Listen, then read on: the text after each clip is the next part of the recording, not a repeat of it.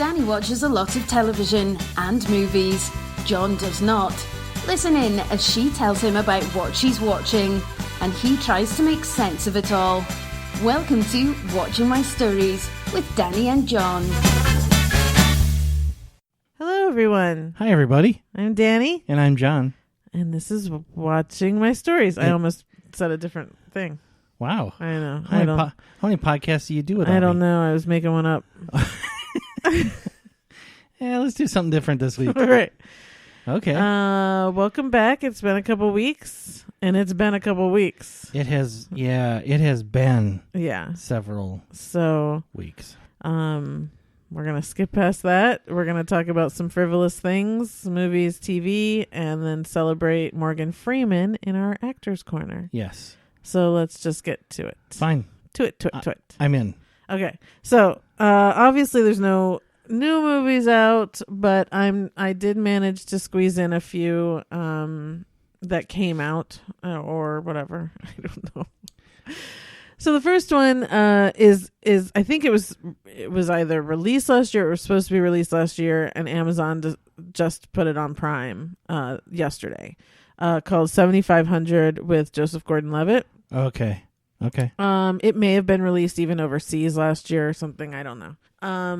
And so this looked like it would be something right up my alley. He's a co-pilot on an international flight, and hijackers start to storm the cockpit, and it's all that stress and everything that, I tend to like. Unfortunately, that's not the movie that we got by the time I actually watched it. It was interesting, but I think there's something to be said that in this day and age, it's not the same story that's been told time and time again. Because, and you came in at one point and I was watching it and I was expressing this to you. So it's a flight from Berlin to Paris. He's the co-pilot. The pilot is a German guy, and Joseph Gordon-Levitt's wife or long-term partner is a flight attendant in the back, and they have a child together. So we learn that. So we're really only focused on Joseph Gordon-Levitt and his character. But when one of the flight attendants comes to give them their meal, these terrorists storm, because obviously they can't get through that door anymore unless it's been opened by the cockpit. So they storm that, and there's fights and whatever. A couple of the hijackers are left back in the back part of the plane. And what I said to you was, this wouldn't happen today. And I could be wrong, but I think after 9/11, and I think it's an international thing, I think if anyone tried to take over a plane and was trying to get into the cockpit of a plane, I think the passengers would rise up and overpower hijackers. Well, certainly under these circumstances.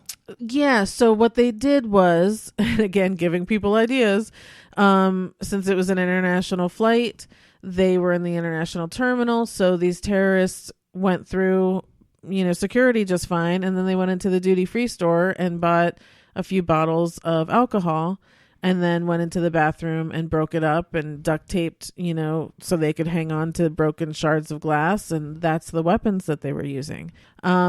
So at first it seemed unlikely that the hijackers in the back would have they were able to kill one hostage. And yeah, I'm spoiling this because I don't know that it's worth anyone's time to go watch it. But then they went and grabbed Joseph Gordon-Levitt's partner. And I said that he had to go to the back of the plane where all the people were and grab this woman. And again, I said, there is no way that people would let him take a woman away. I just don't see that happening. And again, I could be wrong, and in panic situations, everyone acts differently, but I truly believe that I have faith in people now that wouldn't happen. And eventually Joseph Gordon-Levitt got on the mic and he said, all the passengers, there's only two of them. They only have glass. You guys can take them down, take them down, because he could not open the door, obviously. And they did that. Finally, then they rose up and they overpowered one of them. Oh, well, I left right after he made that announcement. Yeah. So anyway, the thing was about this movie is an hour and a half. We're told as soon as the hijackers take over that they can make an emergency landing in 30 minutes. So it's supposed to be a 30-minute span then of everything. And the hour and a half felt like it was like 3 hours of this 30 minutes. Like it just, I don't know. And I don't know what it was that I wasn't hanging on to. Mm-hmm. His character, we got to know those few points about him, but not enough that I really cared. And then we were left with one hijacker in the end who was 19 years old, and it was almost like we were supposed to care for him. Mm-hmm. But then you go back and forth because then he wants to kill everyone, so it was like it was a weird, I didn't know what the point this story was trying to tell us. What were they trying to make us feel? What were they trying to make us think? Because I didn't think anything and I didn't feel a lot either. So I just think it was a weird, it just doesn't work anymore for today's times. Okay. Everything has to have a purpose, a reason. Well, of course. I've watched some movies that couldn't possibly have a purpose or a reason. Name one. Well, I can't think of one. Well, exactly. Every movie has it makes you feel something, good or bad. It makes you maybe think about something in a different way you've never thought of it before or something like that. And this one, like I said, I think they were trying to make us think of this hijacker differently, but in the long run, you really don't. So what was the point of that? Mm-hmm. Nothing changed about my feeling of air travel. Like, I don't know what they were trying to relay. So it just missed. Yeah. And it wasn't just about, entertainment, Mm-hmm. Sorry. So because the entertainment factor was a little low as well. Mm-hmm. We never really heard what they wanted, except they said that the Westerners have been killing Muslim people forever. And again, it just feels like 20 years later, you need a new angle. You need something different. Mm-hmm. I don't know. So, yeah, I mean, again, it's free on Prime. I don't know that it's worth anyone's time. It's free, but don't bother spending the money. Yeah, Yeah.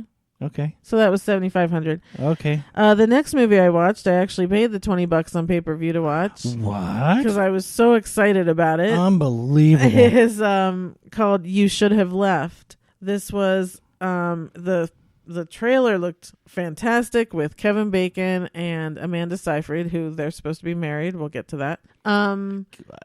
Okay. Kevin Bacon at 60 and Amanda Seyfried. He's 62. At 30. Okay. Yeah. Well. Yeah. Strange things happen every day. Yeah. So the trailer looked amazing. Like, I even said it to my sister. I was like, oh, it looks like a good, scary movie. Finally, good people in it, all that.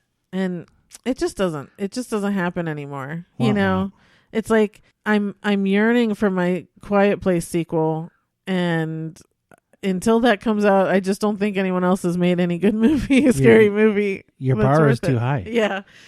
So this one, I don't even know that. So they're married. It's weird. They mention it within the first 2 sentences of the movie that there's this age difference and he's old. Basically, she calls him old. But he had been married before, and his wife died in a mysterious manner, drowning in a tub.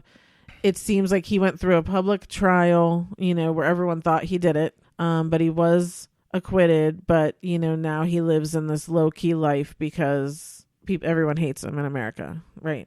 Okay. She's an actress. She's, whatever. Anyway, they've got a kid. They're going to Wales for a few weeks because she's about to shoot in London. There's the studio dog.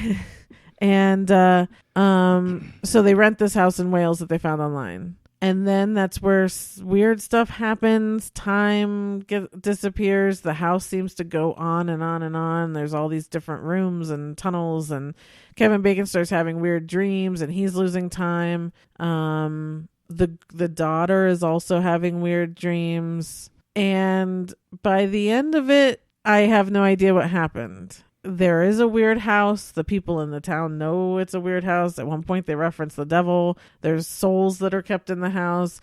But then it really comes back to him and the wife, the first wife. And there's time weirdness. It's weird in a way that doesn't make sense. Mm-hmm. It's weird in a way that I was left completely unsatisfied. I could not almost enjoy it even while it was happening. It got very, very slow after the first 10 minutes. Very slow, and I was like, okay, come on, and just didn't know where it was going, in my opinion. And look, I can watch Kevin Bacon do anything. He's still my Ren McCormick.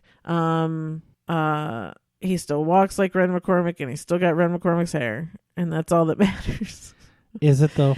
Yes. Okay. But on the flip side, it just, and look, he usually elevates everything. He's so good. He usually makes everything worth watching. Skip this one, and especially don't pay $20 for it like I did, because that's a bummer. Yeah. It's a bummer. So anyway, if you had gone to the theater, would you have stayed for the whole thing? Oh yeah, I don't do that. I don't. Oh, okay. I think the only time I walked out was Alive, the soccer players who crashed and then had to eat each other. I walked out on that because my stomach was turning. Because you didn't see it coming? Look at all the stuff I watch. I wouldn't think that I would get sick or anything. Is true, it just, I don't know. I don't know if it was my mood or what. If Walking Dead was based on a true story, I bet you'd have a problem watching it. Yeah. I do have more issues with true stories for sure. Yeah. So that's a little surprising to me that I don't know. Yeah. I don't know that you would have even gone into that. Yeah. One. Could have also been the bad date. Oh, okay. Yeah. Anyway, so that's you should have left, and they should have done something else. They should have left. The camera guy, the sound people. Yeah. Director should have left. I don't even know who I should have looked up, because there was an interesting look to it for sure. So I should have paid attention to who directed it, but it 100%. Maybe was this David Koepp? Was that his? 100% doesn't matter. Yeah. Okay. The next movie I watched is on Disney Plus. That was released last week, called Artemis Fowl. Okay. So before I watched the movie, because I didn't know anything about it, but I knew this was a huge hype because this was supposed to come out in theaters, and this was going to be one of Disney's big releases this year.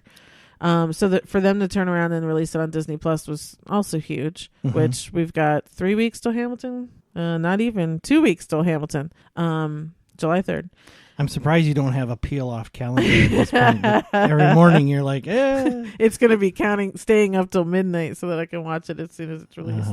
But Disney Plus did revoke their free trial already, so that people can't just sign up for a free trial and watch Hamilton and then scoot out. So anyway, so Artemis Fowl, I watched the Disney Plus also has this behind the scenes show called Inside the Magic, and every week they release a new episode, and it's really cool. They'll spend like 10 minutes on something that's going on, whether it's a movie or something at the parks or something. And they had a deal with the guy who wrote this, Ian, don't even know, but there's like 20 or 25 Artemis Fowl books. Like, this is a huge deal, and he's this Irish dude. He lives in Dublin, and in this on the show Inside the Magic, he went around parts of Ireland showing different things that inspired him writing Artemis Fowl, and the house that actually inspired the Fowl Manor and all this sort of stuff. So I saw that first. Okay. So that really intrigued me then to go and watch this movie,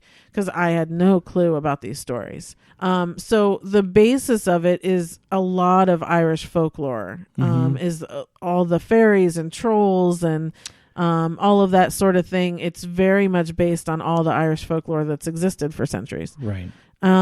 And the point is Artemis Fowl, there's Colin Farrell, who is Artemis Fowl, and then his son is Artemis Fowl. That's confusing at Christmas. Yeah. I think he calls Artie, I think he calls the son Artie. Josh Gad's in it. He's a giant dwarf. He is.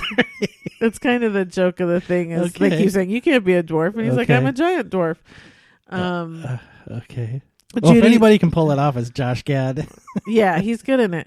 Judi Dench is, she's like the commander of the fairy army. There's a lot of good little people popping up here and there. Okay. So Colin Farrell, Artemis Fowl, is like supposedly this big criminal mastermind. He deals with antiques and all this stuff, but it turns out he actually kind of goes to these fairy worlds and different places, these other underworlds, and steals artifacts from them. The father. Yeah. Artemis Fowl. Okay. So he ends up disappearing, and the son, Artemis Fowl, then has to find an artifact in order to free his father. And it's about that whole story. So the point of this is, and here's where I missed it, they kept referring to the boy as being this genius criminal mastermind person, this boy. I never fully witnessed that in the movie. Here's the other problem. I didn't like the kid that was playing him. Yeah, I gotta be honest. I sat in for maybe 5 minutes of the movie, and saw some of the important, starting points, like, it was about the fairies and all that. But that kid turned me off immediately. So his name is Ferdia Shaw. I'm probably not saying it right. You could tell he probably hasn't done a lot of things.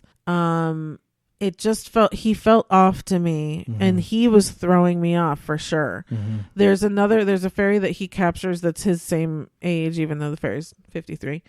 Played by Laura McDonnell. She's Irish, and she plays this officer, Holly. She's fantastic. Love her. Was really drawn to her. But it was hard watching Artemis Fowl for some reason. And it's like I started thinking, maybe I'm being unfair, he's a kid, whatever. But I started thinking of like Daniel Radcliffe in the first Harry Potter. Sure. I never had that problem with him, or whatever. So it's like, I just don't know that they picked the right kid. But, as far as Disney magic goes, loved all the little things, especially in the fairy world, and all the gadgets and the weapons and all the stuff. It was very magical, very cool. So visually very cool, very fun. And I actually liked the story of finding this artifact and how they did it, and how they this boy was able to trick, different things and maneuver. He was able to kind of outsmart these people. I just never got the criminal mastermind. Like, they kept using that word, and that didn't fit for me. But again, I don't know these stories. I know when you convert from a book, you have to cut a lot of crap out. So, but it also left it open for the next one. And, I'm going to watch it again, and maybe the kid learns some things, and maybe he'll be better, and, we won't have to worry about that. I don't know. But, I think for a kid, it'd probably be a lot of fun to watch. I'm not sure I would recommend this to everyone. I think you really need to know what you like and what you don't. I'm not a fantasy person. I don't like fantasy that much. This felt more like Disney fantasy to me, so I could stay on board with it. When I say fantasy, I mean Lord of the Rings and Game of Thrones. That's not my thing. Where do you put Harry Potter in those? That's fantasy? Wizarding and magic. That's different. I love magic. Okay. Love witches. Love wizards. Okay. Yeah. When it's like, flying things and that shouldn't fly. And I don't know. I don't know how I describe it. Okay. There's a thing for me. I know it when I see it that it's not my thing. And that's what subjectivity is all about, right? Yeah. This is a difference between people. Right? Yeah. So I get it. I just, that's the movie I kind of went to when you said Daniel Radcliffe, right? When he first started the Harry Potters, that was obviously not every young adult or kid or whatever you want to call somebody that age starting out acting. Yeah. Not everybody can do it. Right. So when you have a Daniel Radcliffe, it's lightning in a bottle. Yeah. Or Timothy Chalamet or Joseph Gordon-Levitt. Yeah. Exactly. Like I was telling my sister I was watching it, and she goes, I still think of him as a kid. And it's like, but yeah, when he was on Third Rock, he was fantastic. And he did he did the Angels in the Outfield as a younger kid. Him as well. Elijah Wood. You can start some of these kids young, and they just have it. Yeah. So yeah, Leo as well. He was young, and we'll see what happens with it, because it. I would think that if you're trying to start a franchise, which it sounds like, it's got to be a goal going into this. Sure. That Disney is like, okay, maybe we can do 5 or 10 of these. Right. You really, I would think it's critical that you get the right person in that key role. Yeah. Otherwise, what do you do? Yeah. And you don't know, maybe this is how he was directed to be for this character. Again, maybe I'm misreading the character because I don't know anything about it. And so maybe that's what he was told to do and told to act, and it just didn't read well with me. Well, it's not so. Obviously, I didn't see much of it. I saw 5 minutes of it, but like I said, he turned me off immediately. Yeah. 10, 15 seconds into me sitting there, I was like, that kid is flat. Kid is, that's what it was. Yeah. That kid is just, I don't know. If he played brooding very well. Yeah. But if it didn't get better from there, that's a long movie. Yeah. Well, luckily there's a lot going on. So it rests on his shoulders, but not entirely. I was able to enjoy everyone else. Okay. So that's it for movies. We're going to move on to TV. I'm going to try and get through some of this really quickly. Okay. The first I've just forgotten to talk about because I've forgotten about it entirely. Killing Eve. The third season ended a while ago. The first season of this show was magic. It was so wonderful. Jodie Comer and Sandra Oh were perfect. I think we all know Phoebe Waller-Bridge created this show. Second season definitely started downward for me. I wasn't really enjoying it anymore. And this third season, I almost stopped. And again, on the final episode, I didn't know it was the final episode. And I was just like, ugh. And I think I had stopped and I had 4 to watch. And so again, since there's nothing on, I was like, fine, just put it on, get it over with. If I'm not pulled in, I'll stop watching it. And everyone, I kept going, I can live without this. I can live without this. Why do I keep watching it? And I kind of keep watching it because I love them so much. Mm-hmm. I love Jodie Comer in this is fantastic. If you haven't seen other things she's done, my favorite was a little British series called 13, where she had been kidnapped for 13 years and then recovered, and she's amazing in it. Mm-hmm. Anyway, so I watch it a lot for her performance, but man, they're just all over the place. They really tried to. It was a great first season show, and then you can tell they were kind of like, well, now where do we go after this? Yeah, and it's the typical thing that a lot of shows fall into. I don't know. I'll probably watch the first episode of the next season and see, but I don't think I'm going to force myself to keep doing it if I feel the same way I felt this season. So how long do you think it's going to take to kill Eve? I don't know. It'll be interesting because, I don't know that she will. I mean, they've been killing her for 3 seasons now. It's like... like they've been finding Bigfoot for how long now? Oh, wildly... Sick bird! Wildly unfair. Look at him trying to pick on my show. Wow. He's stunned. Man. Are they going to find Bigfoot or what? People have already found Bigfoot. Oh, God. Here we go. No, I'm not going. Oh, we're not? No. Oh, okay. I was about to just shut up. And... Here we go. Nope.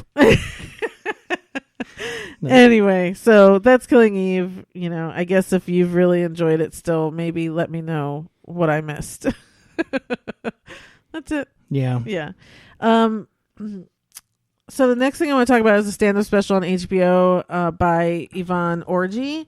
It's called Momma, I Made It. So Yvonne is on the show with Issa Rae called Insecure. And so this was her stand-up special. And it was great. And I've actually watched it a couple more times because it's been on HBO, so I'll just stop and watch. I really, really enjoyed it. She's Nigerian. She grew up here in Laurel, Maryland. We're in Los Angeles, but I know, but okay, that's where we're from. So, or where I'm from. So, from the DC area. Yeah, and my brother-in-law actually grew up there. So, So, and her mom was a nurse at Howard University for like 30 years or something, and so she did the stand-up at Howard. Which was really cool. And so in between the stand-up, she shows little bits of going back to Nigeria because her parents split their time between the States and Nigeria. Mm-hmm. And so she went back and she's with them, and then she just goes around the streets of Nigeria and shows different things because a lot of her stand-up is about the differences, since she can easily sit between the two of being American and Nigerian. It's the differences between those two cultures, just like the bargaining the price for something, and how Nigerian parents, you know, if you only have a bachelor's degree, then you're ashamed of your family, you know, and things like that. So it was really funny. Number one, of course, has to be funny. But again, it's also a wonderful way to learn about a different culture and different people, and open your mind, and yet in the same, we're all still the same. But she's just fantastic. And my God, I don't usually want to talk about just people's looks or whatever, but she's so gorgeous. She really and is. The outfit she's wearing in this stand-up is just stunning. And it's like, when she first came on stage, I was just like, holy crap, I can't you can't take your eyes off of her. Yeah. And then even when she goes back to Nigeria and she's, you know, just got braids on and stuff, she's just so gorgeous. And Insecure is a show that I started. I think I only got 2 episodes in, and I don't know what happened. I just ran out of time. I loved it. Now that I have all this time, that's on the top of my list to go back and watch and catch up, because I've heard it's gotten really good and really juicy. So I'm gonna start that show because again, I love Issa Rae too. Yeah. So that's on HBO. It's running, or I'm sure you can get it on HBO Go now, Max, all those. Yvonne Orji, Momma, I Made It, and it's really sweet and really funny. Okay. Yeah. Next show I'm going to talk about is a series that is on HBO Max with Anna Kendrick called Love Life. This is the first season. It has been picked up for the second season. It's 10 episodes, half-hour episodes. Very easy watching.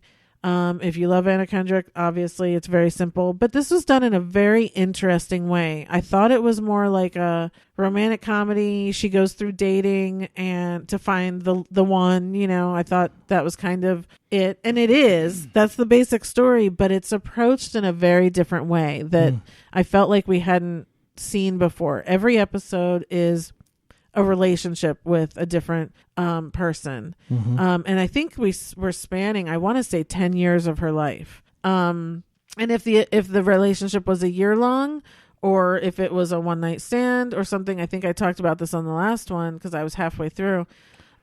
Each episode still dedicates to that person or that time in her life. We're really following her. The character's name is Darby, and we're following what's going on in her life, whether it's struggles with work, trying to figure out what she's going to do with work. Maybe it's her roommates and best friends that are struggling with things, as well as whatever the relationship is in that episode. And so it's, what was really lovely to watch was it felt more realistic in a way of it wasn't over the top. It wasn't over the top romantic. It wasn't over the top fanciful, you know, like a romantic comedy is, you know, how those people just live fantastic lives for some reason. Things always fall into place for them. Yeah. And one episode was dedicated to her mother and the relationship with her mother, who was played by Hope Davis. And they have a really bad relationship. And it's dedicated to them working it out during that time, which again, a lot of her relationships had probably gone the way they went because of the relationship with her mother and blah, blah, blah. So it was really interesting. Really good guys. Really liked all the guys that were cast. I told you John Gallagher was one of them. But they were all just really well done. And it was just very interesting to kind of piece a life together by relationships versus the amount of time or whatever it is, right, and what those relationships may be. And a lot of it does have to do with her best friend and roommate. And you can outgrow a person, especially over 10 years, because maybe they don't, just like in Bridesmaids, you know, friends end up in different places at different times. Right. And can you sustain that friendship, or is it even worth sustaining? So it's about bunch of different relationships. Anyways, it is picked up for a second season. That's going to be interesting because it felt like a very good just one season. Yeah. But we'll see what they do with that. So the first season was roughly 10 years of her life, you think? Yeah. Okay. Be interesting to see what they do with the second season. Yeah, that's what I mean is I felt like we kind of tied it up in a good place. We'll see. Maybe it just continues to be present day and see what happens with right now. She'll show up with prosthetics and be a 50-year-old woman. Yeah. So, and again, it's really simple viewing. I mean, you're talking 5 hours and the whole season's done. And just really entertaining. And it's Anna Kendrick. And it's Anna Kendrick. Who doesn't like she's Anna just Kendrick? So good. And like I said, everyone in it is really good. It was really well done. Really well put together. Yeah. So that's Love Life on HBO Max. Okay. Which I explained last time. I'm not going to explain it again. Whatever. Okay. So again, not a lot is going on right now. There's a few shows that I've been really trying to force myself to watch, and I'm not in the mood. So we'll get to those at some point. But I don't normally talk about cooking shows on here. Last time we talked about Amy Schumer's show, which again, love. But Nadiya from the Great British Bake Off has her own show on Netflix called Nadiya's Time to Eat. And I'd gone past it a couple times and I was like, again, bored. Okay, just stick it on. Holy moly. From the first thing she started making, she made like this pancake, peanut butter and jelly tray bake that was just, I was like, I gotta have that. And then there's like the next thing she made. The whole point of the show is she does a lot of cheats. She wants to just help people so that they aren't spending their life cooking and they can be with their family. Right. Each episode she goes and visits someone who works hard and is having a hard time finding time to cook or whatever. So she helps them with simple meals. And she also goes to some sort of manufacturing plant to discover how food is made. So she went to a mushroom plant, which was fascinating. She went to see where, because in England they eat so many baked beans, my father calls it bean cutout, but for them it's beans on toast. They go, the English go through cans and cans of those baked beans. And so she went to see where the beans were made and how they made the sauce in the baked beans, because it's completely different than American baked beans. It's a very tomato-y really? Sauce. Yeah, it's very different. So so she went there. She went to see where Marmite is made, the yeast extract. That was interesting. What else? It was all very cool stuff. And with her personality, which if you watch the Bake Off and if you remember Nadiya, she was just so lovely. And man, the stuff she makes, I couldn't stop watching. And I think it was only 7 episodes. I mean, not enough at all. Right. But very entertaining, very colorful, very lively. You'll really like the stuff she makes. You'll love the way she makes it and how she's really just trying to make everyone's life easier. And what she makes is very uncomplicated. Totally. It turns out amazing, it looks like. Right. But it's stuff that people can do. Totally. Which makes all the difference in the world. And she'll do little things. She'll be like, I am not going to sit there and peel, a ton of onions for blah, blah, blah, blah. She's like, I'm just going to get them frozen and whatever. Like, she uses whatever she can to save time, because she's just, and when you think back that she would spend all day making a bake on the Bake Off, you're like, okay, cool, because she's just constantly like, I want to be with my kids, I don't want to be in the kitchen. Yeah, she's obviously very well rounded, right? Yeah, she can take 5 hours to make something, or 15 minutes to make something fantastic. Exactly. And she does a lot of it is more cooking food, but she does a lot of desserts on here, and again, quick, easy, and look amazing. Oh my gosh. Yeah, so that's on Netflix, so you can go check that out. Nadiya's Time to Eat. Okay. Yeah. I'm smiling because I almost inadvertently did a Lewis Black impression when I was like fascinating. Okay. Okay, well, it's your time to shine now. That was a psych egg, I guess. Yeah. What am I shining? It's your time to shine. Okay. So everyone knows that I watched Upload, which is on... Oh, yeah. Okay, calm down. Sorry. I know. This is why I saved it for last, because he's going to go off. So everyone knows I watched Upload on Amazon Prime with Robbie Amell, and I talked about it, that I liked it. I enjoyed it. I thought it was so different. I don't think I enjoyed it as much as you did, but I'll tell you, watching it a second time with you, I think I'm there now. I loved it so much more watching it the second time around. Right. So anyway, we were again trying to figure out something to watch, taking a break from Jane the Virgin still. And I thought I'd try this on you, and I think you fell into it within 10 minutes. Oh, not even. yeah, thank you for making me watch this, or really continuing to suggest it, I guess. Yeah. I don't even, when you talked about it, when you reviewed it a while ago, I was like, how can you not know how to describe this a show? Right? It's, right. Whatever. It's like sci-fi meets romantic comedy meets The Good Place. Right. So,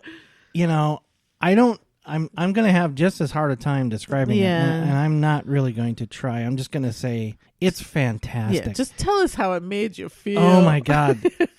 It's really something. And it's not a comedy, it's not a drama, it's not, or it is. Right. Right? It is. It's either none of those or it's all of them. Yeah. There's all a mystery. In one. Yeah. Yeah. Yeah. And it's just really well done. And, I guess now I can kind of see why you're so fascinated with the Amell boys. Because this is Robbie, right? Yes. Yeah. He's really good in this role. Yeah. He's a lovable douche, but then not a douche. He's a really good guy, but it takes someone special to pull that sort of thing off. Yeah. Well, he's a lovable ex-douche, I think is the way I would describe him. Probably, yeah. When he was alive on Earth, he was a douche, but instantly when he gets where he's gotten uploaded, he realizes it or becomes much more natural for him to be not a douche. Yeah. Anyway, it's really good. It's got everything in it. It's got some good, funny little moments. It's incredibly clever. Yes. Yeah, and it's really well written, really well directed.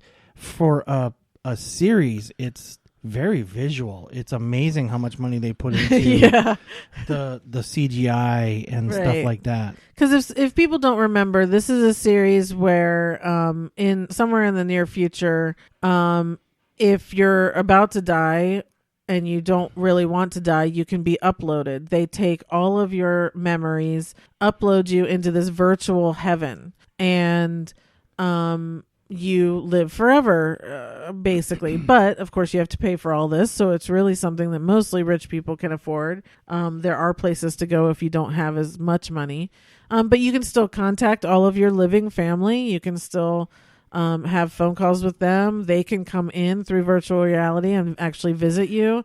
You can have sex with people with sex suits. Yeah, you can basically FaceTime the living, right. And with a few add-ons, you can have sex with people still. It's like, it's very interesting. So obviously he ends up in a car accident where self-driving car got into a car accident. His girlfriend pays for him to be uploaded, and that's where everything kind of gets started. And everyone's good in it. So his angel, and of course I had talked about these people before, but who plays his angel, Nora, she's fantastic. The girlfriend is so fantastic and in her own way. Everyone at the Lakeview is funny. Yeah. And I'll tell you who I didn't talk to, and I should look him up. The guy who plays the actual AI, the butler, and he's working his butt off because he's everywhere. He's everywhere. Yeah, and he's really good at being weird, drab. Right. Yeah. So, but he did get an upgrade at the end. He did. So we'll see what that brings. Yeah. Who knows? So it did get a second season. So we know it's coming back at some point. This was Greg Daniels, of course, who did The Office. And this is where last time I spoke about Space Force, which Greg Daniels also attempted, with Steve Carell. And when I said, if you have a choice between the two, definitely go watch Upload. 100%, especially with what you've said about Space Force. Yeah, Space Force is just it's a miss. It's a miss. It's a miss.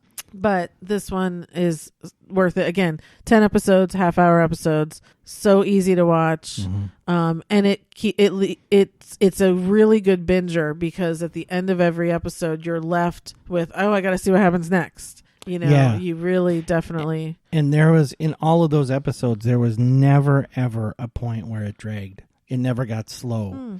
Even during, if this makes sense, even during the slow parts, right? Where it's just kind of a long, fairly, a couple minute conversation, between two people. Yeah.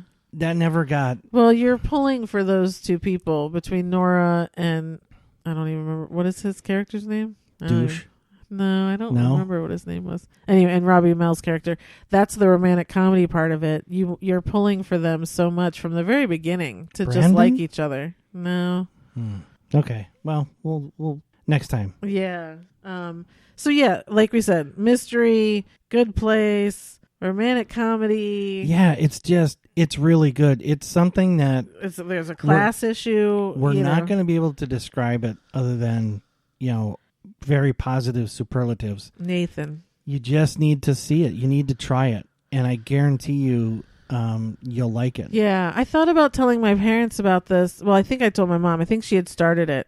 I'm not sure that my dad would enjoy it. I don't know. So it's one of those things where I think you got to try it and then see if you stick with it. You know what? I think he'd like it. We'll see. I think he'd like it. Yeah. So Come on, Randy, don't make me wrong here. Try it. I hope you like it. Yeah. Anything else on Upload? No, I mean, I've just see it. Yeah, just see it. Yeah, that's it. Good. And hurry up with season 2. Yeah. Yeah. Okay, the last thing I just want to talk about quickly is a new game show that I have to speak about because it's Ryan Reynolds' game show called Don't. Adam Scott is the host. And here's the thing. I'm not sure if I enjoy the game show or if it's really just Ryan Reynolds and his commentary. He narrates a lot and it's hysterical and I crack up the whole time. So I thought I'd just talk about it because if you don't like game shows or whatever, but maybe you love Ryan Reynolds and his sense of humor, then watch this because the games themselves are pretty funny and fun. But man, he'll just like there's one person who kept doing finger guns, a contestant. And his commentary kept, and we've got finger guns again, or he kept harking on it, in his little sarcastic little manner that he can do. Anyway, so it feels like Deadpool is doing like Mystery Science Theater 3000 over a game show. Okay. You know what I mean? Yeah. And it's just like, it's kind of heaven in that way. Cool. Yeah. That would be great, actually. Yeah. There's a show. Yep. Yeah. So anyway, and Adam Scott's pretty funny too, because it's kind of like you know him. He's sure. So anyway, just wanted to point that out. I don't know what day it is. I don't even know what networks it's on. I think only 2 have been on, but worth checking out. Okay. There's a lot of game shows on now. Elizabeth Banks is hosting the Press Your Luck, and Match Game is back, and the Tell a Lie one is back. I mean, that's what. Again, nothing can tape, and those all taped before the pandemic, so they're just releasing them all now. So anyway, so that's it for TV. We're going to move on to the Actors Corner and talk about Morgan Freeman. I can't believe we haven't done Morgan before. I know. What the hell were we thinking? I don't know. Poor planning on our part. Yeah. Okay. Movies you love. So, yeah. End all be all pretty much for me. The Shawshank Redemption. I mean... Yeah. That's at the top of a lot of my categories. Yeah. And I was thinking about this. I can't decide. So I'm not a huge Tim Robbins fan. Oh, really? But this movie for me is his peak, his pinnacle. And I can't decide whether which I like more in this, him or Morgan Freeman. And maybe and I think really the ending is so powerful for me because it's the combination of those two. Yeah. Right.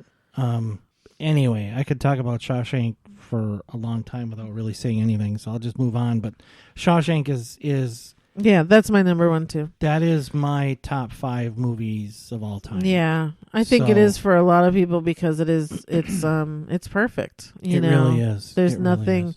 And when you think of those two characters, Andy and Red, they're opposite. Red is settled and he knows where he is, and he's kind of like, I'll figure out the system and be here and, I'm comfortable here and I'm not going to lie to whatever. And Andy from day one is just, how am I going to get out of here? Yeah. And so those two, even though they've got their friendship, those are the feelings you can imagine you would go through in that situation. Both, I'm going to get out. No, I'll just settle. But we do that every day in our normal life too. So it's just... It's just perfect. Yeah, it really is. Yeah. And like I said, the end of that movie is one of the most moving for me. Yeah. It's just... For sure. Love it. It's just, I mean, again, for people who think Stephen King is only The Shining, you've got to remember he also did this and, Green Mile and, It's just such a good movie. Anyway. Yeah. Okay. So I do have two others. Okay. Driving Miss Daisy, which I haven't seen in forever, but I've seen it maybe twice and loved it. Loved it. And then the more recent one for me is Las Vegas with Michael Douglas and Kevin Kline. Yeah. So, and De Niro. It's just the combination of those four is great. Yeah, I think we've talked about that here before. So I have never seen Driving Miss Daisy. Oh, okay. So I have that under my embarrassed. I haven't seen. Yeah, okay. I kind of don't have a real desire to.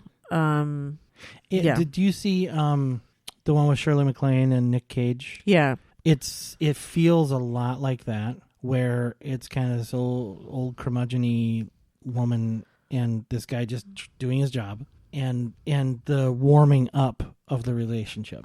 I get that. I think there's a lot of more racial issues. 100%. Okay. No. Don't misunderstand me. Okay. Don't misunderstand me. But the I get. Yeah, I understand what you're saying. Yeah, it's if you liked they become other friends. One, yes. It's the building of a really strong friendship. Sure. Yes. Yeah. Yeah. So there's that, and then Las Vegas I put under Secretly Love just because I had more on my top list, but. Sure. Yeah, it's one of those where you have to watch it. It's wonderful and moving, and everyone's so good in it that it's a lot of fun. And when Morgan Freeman starts dancing at the party, it's one of my favorite things because I love him. I think he's just so cool, and he goes from being 90 years old to being 30 years old, like in one moment. He can do that in any of his movies. He really does. But anyway, so good one. Yep. Okay, so my movies I love, obviously Shawshank, Glory, which I know you haven't seen yet. Mm-hmm. We should force that on you. And again, his role in that is unforgettable. Mm-hmm. And I spoke about that with Denzel. And third, Seven. For me, Seven is an iconic movie that I just watched the other night when I was sitting in your room. Yeah. Nothing's on and that's on. Okay. Then it comes on my TV and he's so good in it. And I just love that movie. Yeah. Yeah. Well, in the dynamic between him and Brad. It's perfect. Yeah. He's the old seasoned veteran just trying to keep this but kid he's so smart. He plays the smart guy so well. Mm-hmm. But he's also caring because he takes in Gwyneth Paltrow and helps her out, and it's just all good. So okay, movies you like. Deep Impact. That is on my Secretly Love. But okay. But do you remember what a big deal that was? Yeah. Because he was the black president. Yeah. It was such a big deal that he was playing that. And again, I never even you don't even think about it. It's Morgan Freeman. Of course he's the president. Because then it was after that, then he was God, and it was well, yeah, of course. Well, and then back to the president, right? In White House, the down ones, angels, fallen, yeah. I mean, looking through his IMDb, he's played the president 3 or 4 times, right? So, but on the flip side, though, Deep Impact is still. I mean, again, it's one of those that. If you can watch those last moments of that movie and not be bawling, then you're dead. Right. So. Yeah. Okay, go on. 7. Okay. Is movies I like. Didn't think you had seen it, let alone liked it. I had seen it. Okay. You asked me that when we just had it on the other week, and I told you I had. Okay. I don't like it as much as you do, but which is why it's only my like and not love. And so this is kind of weird, but I put Batman Begins. Yeah. Okay. Well, you accepted that easily, so I'm just going to leave it there. Well, because my first one on here are the 3 Batmans. His playing Lucius Fox. Yeah. Again, he plays the smart guy. Right. So brilliantly. And his relationship, again, it's there was almost the trifecta of Alfred and Bruce and Lucius in those 3 movies. I love that Christopher Nolan kind of upped that. And very much was the moral center in I put all 3 on here because I don't even remember if it was Dark Knight or Dark Knight Returns, whichever one it was, where Bruce wanted to infiltrate everyone on their cell phones and all of that, and Lucius made there be way out, so that when Bruce came to his senses and realized how immoral that was, that he would be able to knock it down. And so it was just always, it was such a great relationship. Again, he could do anything, he could build anything that Bruce wanted, and so something you just said kind of triggered my feelings towards Morgan Freeman, which is, it's amazing how often he plays and how well he does it. The really smart guy holding everything else together. You know? Yeah, I mean, so I have the Batmans, and then I have all the Alex Cross movies. Kiss the Girls, Along Came a Spider, all those. Because again, as Alex Cross, and it's kind of the same in Seven when he's that detective guy, and he can figure out those puzzles. As Alex Cross, he's figuring it out, and he's trying to get that step ahead. And I love to watch him figure it out. There's something about Morgan Freeman where it's like you can almost see him get it, and it's like, and see, I was just thinking that's the difference between him and a lot of other people, where he doesn't have anything to figure out. It's written for him. So the actor is going to get the he's going to get it. He knows where he's going. But watching him, you see the process. You kind of see him work it through. He has that ability to portray somebody really reasoning and just and super intelligent, right? And it makes and it's so believable, and it's I mean, don't misunderstand me.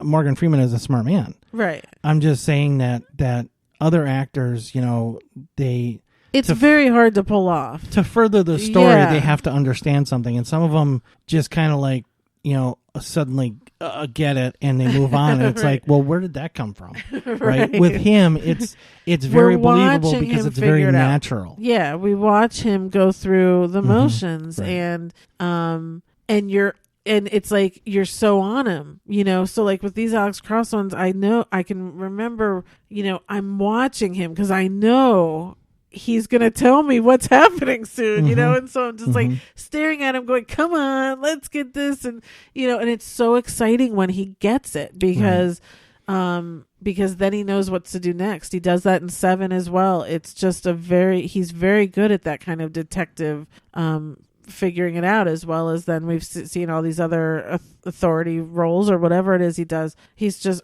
narrating. I mean, he's perfect in everything. Yeah. So then I had the Batmans, the Alex Cross ones, and then Lean on Me, which is the first time I ever saw him. So I didn't see The Electric Company, and of course he was in a million things before that. But Lean on Me was the first thing, and man, is that a fantastic movie. Yes. It's one of those where I don't watch a lot, but I saw it just probably within the last 2 or 3 years, and I hadn't seen it in a while. And it's him. He's just so wonderful, and there's not like, and I could be wrong, but I don't think he's ever played a bad guy. Hard Rain, did he play a bad guy in Hard Rain? Well, Red, I guess you could say, was kind of a bad guy. But still, you loved him. Yeah. But it's not that he couldn't. I'm sure he has somewhere that I haven't seen and I'm not thinking of. But he's just, for me, I feel like he's always the good person, and I just, you love him. If so he much. did play like a real bad guy, he'd do a great job. But the problem would be us sitting on the other side going, I'd be like, come on, I love him. Come on, Morgan Freeman, don't do this. You're better than this. Right. But Lean on Me is an absolute classic. Every kid should see it. Right. All right. Movies you hate. So hate is a strong word. Again, I don't hate this, but I actually didn't really care for it. And this might be a little controversial between us. Wanted. Oh, yeah, that's a problem. Yeah, I thought it might be because it's got... Again, he was a villain in that. So that he was a villain. Maybe that's why I didn't like it. Yeah. I couldn't get past it. Yeah. Love that movie. You need help. Such a good movie. It's such a good movie. Okay. Oh my God. Yeah. So mine is Unforgiven. Here's the thing. You want to talk about theater experiences? That's one of 2 movies that I've actually fallen asleep to in a movie theater. Interesting. Westerns aren't my thing. So honestly, I don't even remember who he was. I mean, that was Clint Eastwood, right? Unforgiven. So was he the friend? I don't even know. So yeah, that's that. All right. Secretly Love. This is a little weird, but it's only because he narrates it. War of the Worlds. So I love that movie. Yes, you do. I do. And part of it is because of his few moments of narration. You know? Okay. You know, he should narrate everything. Anything that needs narration should be Morgan Freeman. Okay. So, yeah, I guess that might be a weird choice for Secretly Loved, but Is that the only one you have? That's the only one I have. Oh, okay. Yeah. We've covered all of mine. So mine are Las Vegas, Wanted, because it's good, and Deep Impact. Okay. Okay, so I've got a few under Embarrassed I haven't seen. What about you? I've got 2. Okay. Gone Baby Gone. Huh. And Glory. Yeah. We're going to take care of the Glory thing. Okay. Mine are Driving Miss Daisy, $1 Million Baby, never saw it. Again, Clint Eastwood, never saw it. And Invictus. Yeah, which I always wanted to see, and I just never got around to it. Yeah, I almost put that on my list. I mean, Morgan Freeman playing Nelson Mandela, it's like that should be required, mandatory, but I just haven't done it. Yeah. Okay, are you adding anything to your watch list? I am. Okay. The bucket list. Oh, well, very good. It wasn't? I didn't really think it was that great. But you watch it and you judge for yourself. I'm not going to watch it. Don't listen to me. I'm not going to watch it. All right. You know how many things are on my watch list? Yeah. I'll never get to it. I don't have anything on my watch list, but I do want to talk about a few more movies. Robin Hood, Prince of Thieves. Loved him in that. Good role. Chain Reaction. Love that movie. Him and Keanu. Hard Rain. Bruce Almighty. Wait a minute. What? Chain Reaction. You're telling me that Morgan Freeman and Keanu Reeves have done a movie? Yeah. Called Chain Reaction. I saw it on there. I haven't seen it, obviously. Yeah. Where should I put it on my list of? To me, it's worth watching again, but I probably haven't seen it since it came out. Okay. So it might not hold up. I don't know, but I remember really enjoying it. So Yeah. Bruce Almighty, Unfinished Life with him and Robert Redford and J-Lo. I liked that movie. Okay. Red. Yeah. Red, but that's a good one. Now You See Me. I love those movies, so I like him in it. Going in Style, the Zach Braff movie. Alan Arkin. I haven't seen that. Oh wait, we did. Yeah, we did. Yeah, that was good. I've seen it a few times. Yeah. Alan Arkin. Who's the third one? I don't remember. Anyway, Zach Braff directed. It's funny. It's good. Yeah. He's in the Nutcracker, the latest Nutcracker movie, which was interesting. And of course, where the narration thing really stems from, March of the Penguins. Yeah. Which is, number one, a fascinating, wonderful movie, but, so much more enjoyable because of his narration. Yeah. Yeah. So that's our thoughts on Morgan Freeman. Yep. Almost all of them. My thoughts. Yes. So that's it, everybody. Yeah. We'll come back in a couple weeks and hopefully have some more thoughts to share. Yeah. So everyone continue to stay safe, wear your mask. That's it. Yeah. Yeah. And all the protesters still protesting, we stand with you. Yep. Black Lives Matter. Absolutely. And that's it. We'll be back in 2 weeks. Yes. Thank you. Until then, I'll be watching my stories. Thanks, everybody. Okay, bye.